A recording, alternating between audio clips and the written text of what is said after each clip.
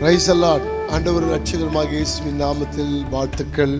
தேவப்பிள்ளைகளே, சங்கீதம் 111 சங்கீதம் 10வது வசனம் சொல்லுகிறது, கர்த்தருக்கு பயப்படுதலை ஞானத்தின் ஆரம்பம், அவருடைய கற்பனையின்படி செய்கிற யாவருக்கும் நற்புத்தி உண்டு, அவர் புகழ்ச்சியே என்றென்றைக்கும் நிற்கும். தேவப்பிள்ளைகளே, கர்த்தருக்கு பயப்படுதல் ஞானத்தின் ஆரம்பம் என்று வாசிக்கிறோம்.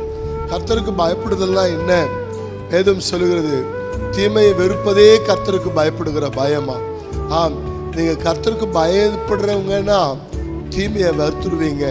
தெய்வ பிள்ளைகளை வேதம் சொல்லுகிறது, ஆம், எப்போ நம்ம கர்த்தருக்கு பயப்படுற பயம் நமக்குள்ள வருகிறதோ அப்பொழுது தேவனுடைய ஞானம் நம்முடைய வாழ்க்கையில செயல்படும். தெய்வ பிள்ளைகளே, வேதம் அடுத்து சொல்லுது, அவருடைய கற்பனைப்படி செய்கிறவர்களுக்கு நல்ல புத்தி உண்டாம், நற்புத்தி உண்டாம். அவர் மனசுல ஒரு சொல்லுவார், தேவனுக்கு பயப்படாதவங்க இதுல சிக்கல்ல மாட்டிக்குவாங்க. தேவ பிள்ளைகளே, ஆனா தேவனுக்கு பயப்படுறவங்களுக்கு கர்த்தர் அவங்களோடு இந்த நல்ல ஆலோசனையை கொடுப்பார். நான் உனக்கு போதித்து நீ நடக்க வேண்டிய வழியை காட்டுவேன், உன்மேல் என் கண்ணை வைத்து ஆலோசனை சொல்வேன் சொன்ன இந்த வசனத்தின்படி கர்த்தர் ஆலோசனை சொல்லுவார். அதுல 2 பிளஸிங் இருக்கு பாருங்களேன். நற்புத்தி உண்டுவா, அவர் புகழ்ச்சி நிற்குமா.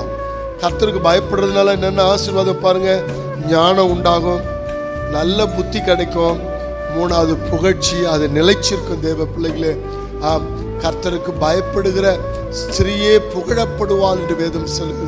கர்த்தருக்கு பயப்படுகிற பெரியோரையும் சிறியோரையும் அவர் ஆசீர்வதிப்பாராம்.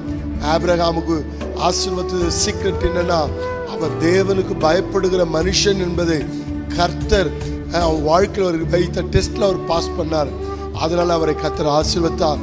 தேவனுக்கு பயப்படுதலை கற்றுக்கொள்ளுங்கள், கர்த்தர் உங்களை ஆசீர்வதிப்பார்.